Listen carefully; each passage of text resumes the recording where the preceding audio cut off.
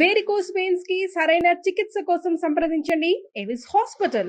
Welcome to Sumanthi. నేను మీ Sumanthi Vinag. According to Vedic astrology కనుక మనం చూసుకుంటే కర్మ సిద్ధాంతం జనరల్గా ఏ రాశి వారికి ఏ విధంగా ఉంటుంది, ఎస్పెషల్లీ విమెన్కి ఏ విధంగా ఉంటుంది, మేషరాశి వారికి కనుక మనం చూసుకుంటే ఏ విధంగా ఉండే అవకాశం ఉంటుంది అనేది ఈరోజు మనతో పాటు వేదిక్ ఆస్ట్రాలజీ ఉమా గారు ఉన్నారు. అది వారి మాట్లాడి తెలుసుకుందాం. నమస్కారం ఉమా గారు. నమస్తే నాగరాజు గారు. కర్మ సిద్ధాంతంలో ఎన్ని రకాలుగా ఉంటుంది అండ్ దాంతోపాటు మేషరాశి వారికి ఎస్పెషల్లీ విమెన్కి కనుక మనం చూసుకుంటే ఫలానా వాళ్ళు ఫలానా కర్మలో ఉన్నారు అని చెప్పి మనకి ఏ విధంగా తెలుస్తుంది, ఎలా బయటపడాలి? ముఖ్యంగా నాగరాజు గారు, కర్మలు ఎప్పుడూ కూడా 3 రకాలుగా విభజించబడ్డాయి. మొదటిది సంచిత కర్మ. సంచిత కర్మ అంటే పూర్వజన్మలో కానీ లేదా జన్మలో ఈ మనిషి దేహం ఎప్పుడైతే, ఈ యొక్క ఆత్మ ఎప్పుడైతే స్టార్ట్ అయిందో అక్కడి నుంచి చేసుకునేటువంటి కర్మలు, అది ఏ జీవిగా చేసుకున్న కర్మ అయినా లేదా వేరే యొక్క వంశస్థులు కానీ లేకపోతే పూర్వీకులు కానీ చేసుకున్నటువంటి కర్మకి బాధ్యతగా ఆ వంశంలో ఉన్నటువంటి వాడిగా ఈ జీవితంలో అనుభవిస్తున్నటువంటి కర్మనే సంచిత కర్మ అంటారు. ఉదాహరణకి మనం ఎన్నో కాలసర్పదోష నివారణను చూస్తున్నప్పుడు వంశపారంపర్యంగా వచ్చిందండి ఇది. అంటే మన తల్లిదండ్రులు కానీ పితృదేవతలు కానీ లేకపోతే పూర్వీకులు 4 ఫాదర్స్ కానీ వాళ్ళు సర్పాలను చంపినా హింసించినా బ్రాహ్మణ శాపాలున్నా కన్యా శాపాలున్నా కాలసర్పదోషంగా మన యొక్క వేదిక్ ఆస్ట్రాలజీలో కనబడుతూ ఉంటుంది. అలాగనే ఇదంతా కూడా సంచిత కర్మలోకి వస్తుంది. అంటే మనం మాత్రమే కాదు, మన వంశస్థులు చేసుకున్న కర్మకి కూడా మనం బాధ్యత వహించాల్సి వస్తుంది. అదే సంచిత కర్మ. దానివల్ల ఖచ్చితంగా ఇబ్బందులు ఉంటాయి. అదేవిధంగా రెండవది ప్రారబ్ధ కర్మ ఉంటుందండి. అంటే మనం ఇప్పుడున్నటువంటి ఈ జీవితంలో మనకున్నటువంటి తెలివితేటలతో ధర్మం వైపు ఉండకుండా ఏ అధర్మ కార్యాలు చేసినా, తెలిసి చేసినా తెలియక చేసినా, ఎలాంటి పనులు చేసినా, అంటే పుణ్యం చేసినా దానికి తగినటువంటి సుఖాన్ని అనుభవిస్తాము, పాపం చేసినా దానికి తగినటువంటి కష్టాన్ని అనుభవిస్తాము. అంటే ఈ జన్మలోదే తీరిపోతుంది. ఉదాహరణకి మనం ఎవరినైనా కొట్టామనుకోండి, తిరిగి వచ్చి కొట్టాడనుకోండి, ఆ కర్మ అక్కడ అయిపోతుంది. మనం ఏదైనా నిప్పుని ఇలా ముట్టుకున్నాం అనుకోండి, ఒక పని చేసాం, నిప్పును ముట్టుకున్నాం, దానికి తగిన ప్రతిఫలాన్ని అనుభవించేసాం. దాన్నే ప్రారబ్ధ కర్మ అంటారు. ఈ ప్రారబ్ధ కర్మ కూడా జీవితంలో ఈ మనిషిని ఎన్నో విధాలుగా ఇబ్బందులకు గురి చేస్తూ ఉంటుంది. అంటే ఇంకొకటి అతి ముఖ్యమైనటువంటిది ఆగామి కర్మ. మనము ఏ పని చేస్తున్నా దానికి తగినటువంటి ప్రతిఫలాన్ని రాబోయేటువంటి రోజుల్లో, ఫ్యూచర్లో ఎప్పుడూ అనుభవించేటువంటిది. అంటే దానికి ప్రతిఫలం వచ్చే జన్మలో ఉండొచ్చు, రాబోయే రోజుల్లో ఉండొచ్చు. మనం ఈరోజు ఎవరినో మోసం చేస్తున్నాము, లేకపోతే ఈరోజు ఏదో తప్పు చేస్తున్నాము, ఎవరు చూడట్లేదు, ఎవరికి కనబడట్లేదు, అంత బాగానే జరిగిపోతుంది అనుకుంటాం. కానీ ఏదో ఒక రోజు ఈ ఆగామి కర్మ అనేటువంటిది చూస్తుంది, ఖచ్చితంగా మిమ్మల్ని వెంటాడుతూ వచ్చి ఏదో ఒక రోజు మిమ్మల్ని ఇబ్బంది పెడుతుంది. ఆ కర్మ మీరు అనుభవించాల్సిందే, తప్పదు. అలాగా ప్రతి మనిషికి కూడా ఈ కర్మ ఫలితం అనేటువంటిది ఉంటుంది. ఎవరు పుణ్యం చేసినా కర్మ అనుభవించాల్సిందే, పాపం చేసినా కర్మ అనుభవించాల్సిందే. ప్రతి మనిషి, ప్రతి జీవరాశి కర్మ ఫలితం ఆధారంగానే మనిషి జన్మ ఎత్తుతూ ఉంటాడు. ఈరోజు నేను ఈ దేహం ఎత్తాను, ఇలాగొక ఈ కుర్చీలో సౌకర్యవంతంగా కూర్చోగలుగుతున్నానంటే ఏదో ఒక పుణ్యకర్మ ఉంది కాబట్టి ఇలా నా నోట్లోంచి 4 మాటలు వస్తేనే మీరు వినగలుగుతున్నారు. ఏ పాపకర్మ ఉండుంటే నా నోరు పనిచేసేది కాదు, నేను ఇలా కూర్చునేటువంటి సౌకర్యవంతమైన జీవితం కూడా నాకు ఉండేది కాదు. అలాంటి కర్మ ఫలితమే మన జీవితము. వేదిక్ ఆస్ట్రాలజీకి మూలమైనటువంటిదే కర్మ. ఆ కర్మ బట్టియే జ్యోతిష్ శాస్త్రంలో ఈ యొక్క దోషాలు నిర్ణయించబడతాయి, యోగాలు నిర్ణయించబడతాయి. ఒక మనిషి అద్భుతంగా ధనవంతుడిగా బ్రతుకుతున్నాడంటే కారణం కర్మ. ఒక మనిషి దరిద్రుడిగా అన్ని తెలివితేటలున్నా గొప్ప వంశంలో పుట్టి కూడా దరిద్రమైనటువంటి జీవితాన్ని బ్రతుకుతున్నాడంటే కారణం కర్మ. కర్మ ఎప్పుడు కూడా ఇండివిజువల్గా ఎవరిని వదిలిపెట్టకుండా వెళ్తుంది. ఈవెన్ దేవతలకి, రాక్షసులకి, దానవులకి, యక్ష, కిన్నర, కింపురుష, గంధర్వ, మానవులందరికీ కూడా ఈ కర్మ అనేటువంటిది ఉంటుంది. ఎలా అండి మరి మేషరాశి వారికి ఏ కర్మ ఉందని ఎలా కనుక్కుంటాము, ఎస్పెషల్లీ విమెన్కి? అంటే ఇక్కడ ఏ కర్మలో ఉన్నారు అని తెలుస్తుంది మనకి. ఏదైతే మన వేదిక్ ఆస్ట్రాలజీలో మనం జాతకం చూస్తూ ఉంటామో అందులో కర్మకారకుడుగా ఒక గ్రహాన్ని చెప్పారు. ఆయనే శని భగవానుడు. ఎప్పుడైతే శని అనేటువంటి ప్లానెట్ యాక్టివ్ అవుతుందో జాతక చక్రంలో, అప్పుడు కర్మ అనేటువంటిది యాక్టివ్ అవుతుంది. మనం చేసుకున్న పాప కర్మకి తగినటువంటి ఫలితాలు ఆ శని యొక్క పీరియడ్ ఆఫ్ టైంలో మనం అనుభవిస్తాం. ఉదాహరణకి మేషరాశికి సంబంధించిన స్త్రీలు ఇప్పుడు మనం చూస్తే కనుక మార్చి 30వ తారీఖు తర్వాత నుంచి ఏలినాటి శని ప్రారంభం అవుతుంది. ఏలినాటి శని అంటే 7.5 సంవత్సరాలు ఉంటుంది నాగరాజు గారు. మొదట 2.5 సంవత్సరాలు 12వ స్థానంలోకి శని వస్తాడు. దాన్ని ఏలినాటి శని, ఫస్ట్ ఫేజ్ ఆఫ్ ఏలినాటి శని అంటారు. ఈ ఫస్ట్ ఫేజ్ ఆఫ్ ఏలినాటి శనిలో రాబోయేటువంటి మార్చి 30వ తారీఖు తర్వాత విపరీతమైన ధనహాని కలగడం, అంటే ఆర్థికపరమైనటువంటి తీవ్రమైన ఇబ్బందులు. ఈ మేషరాశి వాళ్ళకి సంబంధించి ఈ యొక్క సంచిత కర్మ, ప్రారబ్ధ కర్మ అనేటువంటి ఈ రెండు కూడా యాక్టివ్ అవుతాయి. అంటే వాళ్ళు ఎప్పుడో చేసుకున్నటువంటి కర్మ, ఎవరి దగ్గరో ఏదో తెలుసో తెలియకో మోసం చేసినటువంటి కర్మ ఈ 12వ స్థానంలో శని, అంటే ఏలినాటి శని వచ్చిన తర్వాత మోసపోవడము, అవమానపడ్డము, ఏనాడైనా ఎవరినైనా నోటితో తిట్టినటువంటి మాటలు ఉంటే అవి ఆ సంచిత కర్మగా ఈ ఏలినాటి శనిలో అవమానపడము, ఎంత కష్టపడినప్పటికీ కూడా వృత్తి ఉద్యోగాల్లో అభివృద్ధి లేకపోవడం. ఈవెన్ ఏ ఫీల్డ్లో ఉన్నా సరే వాళ్ళు చాలామంది అనుకుంటూ ఉంటారు, నేను చాలా ఇంత చదువుకున్నాను, నాకు ఇంత తెలివితేటలు ఉన్నాయి, నేను ఎందుకు బ్రతకలేను అనుకుంటారు.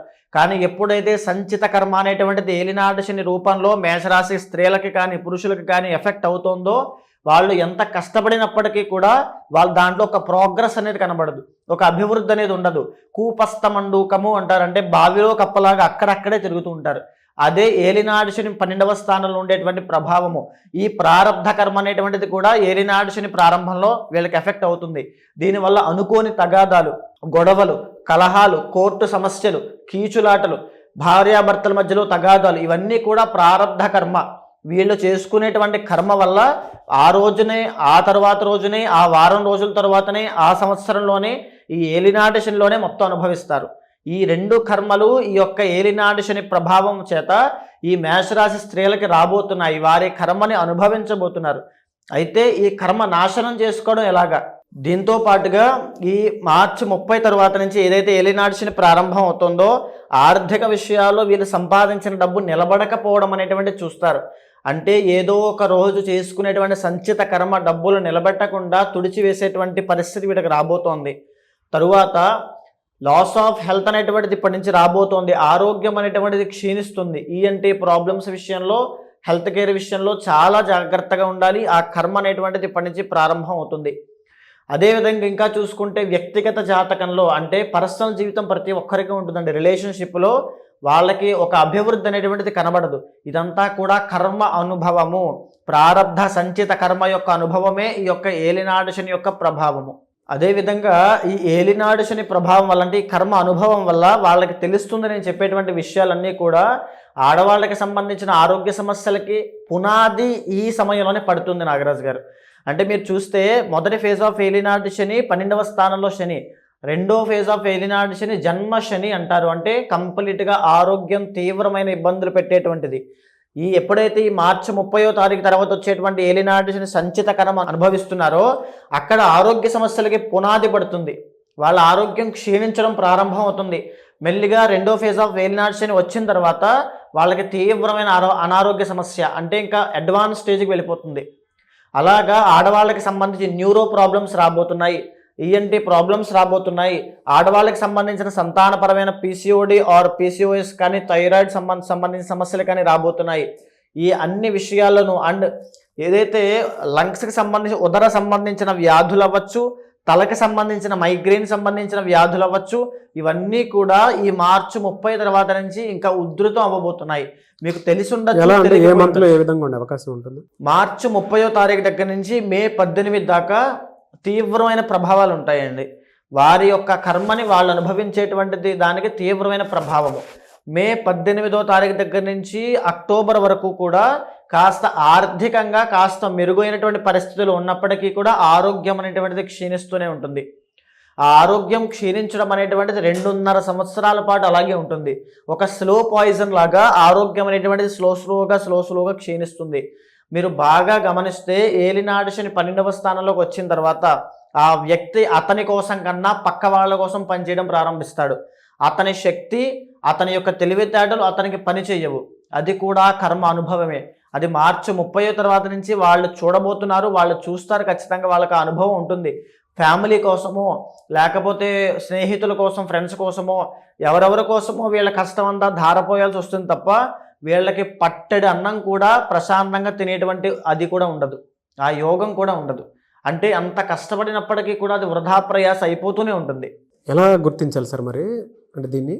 ఇప్పుడు ఈ కర్మకారకుడైన శని వస్తున్నాడు కాబట్టి ఈ శని యొక్క పీరియడ్ టైంలోనే ఈ సంచిత కర్మ, ప్రారబ్ధ కర్మ అనేటువంటి యొక్క కర్మ యొక్క అనుభవమే వీళ్ళ జీవితంలో ఇప్పటి వరకు నేను చెప్పిన సిమ్టమ్స్ అన్నీ ఆ రూపంలో వస్తాయి. ఆ కర్మ అనేటువంటిది అలా వెంటాడుతూ అప్పుడు వీళ్ళ మీద అంటే attack ఉన్నాయి వీళ్ళ మీద ఆల్రెడీ. ఆల్రెడీ తెలుస్తుంది. సంచిత కర్మ వల్ల ఆల్రెడీ ఎప్పుడు కూడా శని యొక్క ప్రభావం 3 నెలల ముందు నుంచే వస్తుంది నాగరాజు గారు. అంటే ఏలినాటి శని మార్చి 30వ తారీఖు ప్రారంభం అవుతున్నా ఆ ప్రభావం 3 నెలల ముందు నుంచే ప్రారంభం అవుతుంది. ఆల్రెడీ ఇప్పటికే వాళ్ళకి నేను చెప్పేటువంటివి అన్నీ కూడా కనెక్ట్ అవుతాయి, అన్నీ అర్థమవుతాయి. సంబంధించిన ఆరోగ్య విషయంలో అవ్వచ్చు, ధనహాని అవ్వచ్చు, అంటే సంపాదించింది నిలబడకపోవడం అవ్వచ్చు, కోర్టు సమస్యలు, తగాదాలు, అవమానపడడం, వీళ్ళ ప్రమేయం లేకుండా ఒక్క తప్పు కూడా వీళ్ళు చేయకుండా వీళ్ళు ఎన్నో సూటిపోటి మాటలు అంటూ ఉంటారు. అది పడాల్సి వస్తుంది. ఏమి చేయలేని పరిస్థితిలో ఉంటారు. అది కర్మ అనుభవము, తప్పదండి. ఎలా సార్ అంటే ఈ కర్మ సిద్ధాంతానికి సంబంధించినటువంటి రెమెడీ ఏమైనా ఉంటుందా? ఈ ఫిబ్రవరి 26వ తారీఖున నాగరాజు గారు మహాశివరాత్రి అయింది. జన్మకొక శివరాత్రి అంటారు. అంటే ఈ మహాశివరాత్రిని పురస్కరించుకుని నేను చేసేటువంటి కర్మ నివారణ అవ్వడం కోసం చేసే రుద్రయాగంలో పాల్గొమని చెప్పండి. ఎవరైనా సరే, ఏ ఇండివిజువల్లో అయినా సరే, అంటే మీ కర్మ మీదే, మీ భార్య కర్మ మీ భార్యదే, ఎవరి కర్మ వాళ్ళదే. ఎవరైతే రుద్రయాగంలో పాల్గొంటారో వాళ్ళు జన్మలతో చేసినటువంటి సంచిత కర్మ అయినా, వాడు తెలుసో తెలియకో ఈ జన్మలో ఏదో తెలియని పాపం చేసినటువంటి ప్రారబ్ధ కర్మ వల్ల వచ్చే కష్టాలైనా తొలగిపోతాయి. ఉదాహరణకి ఒక వ్యక్తి ఉంటారండి, ఎంతో సంపాదిస్తూ ఉంటాడు, కానీ ఒక్క రూపాయి కూడా నిలబడదు. అవన్నీ కూడా ఇంట్లో ఉండేటువంటి వాళ్ళ ఆరోగ్య సమస్యలకి, వాళ్ళ చదువులకి, వాళ్ళ కష్టాలకి, వాళ్ళ కోరికలకి అన్నీ దానం చేస్తూనే ఉంటాడు. శ్రమదానం అవుతుంది, అన్నీ అయిపోతూనే ఉంటే జీవితం అలసి సొలసిపోతుంది తప్ప అతను ఏమాత్రం అనుభవించలేడు. అది కూడా ఒక కర్మే. జీవితాంతము మనశ్శాంతి లేకుండా అందరి కోసం కష్టపడడం కూడా ఒక కర్మే. ఎంత సంపాదన ఉన్నప్పటికీ కూడా తినడానికి తిన్న తర్వాత అరగకపోవడము, ఆ డయాబెటీస్ అవ్వచ్చు, బీపీ అవ్వచ్చు, ఇవన్నీ కూడా ఎక్కడి నుంచి వస్తున్నాయండి? సంచిత ప్రారబ్ధ కర్మల వల్లే వస్తున్నాయి. ఎప్పుడైతే కర్మ అనేటువంటిది నాశనం అవుతుందో ఆరోగ్యపరంగా ఒక మెరుగైన జీవితం ఉంటుంది. అదేవిధంగా ఒక మ్యారీడ్ లైఫ్లో ఇబ్బందులు వస్తున్నాయి, మాంగళ్య దోషం ఎందుచేత వస్తుంది అంటే సంచిత కర్మ వల్లే వస్తుంది. ఆ సంచిత కర్మ పోతేనే ఈ మాంగళ్య దోషం పోతుంది. 33 సంవత్సరాల దాకా వివాహం కావట్లేదు అంటే ఎందుచేత కావట్లేదు అంటే సంచిత కర్మ వల్లే కావడం లేదు.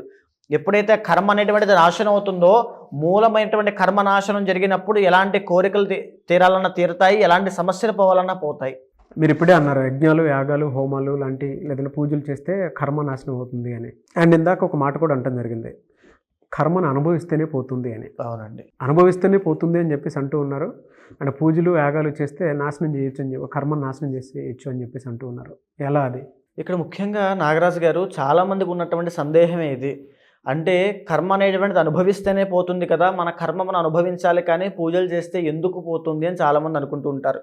ఉదాహరణకి ఒక మార్కండేయుడు అనేటువంటి ఒక మహాశివభక్తుడు, ఆయనకి 8 సంవత్సరాల వయసు ఉంది.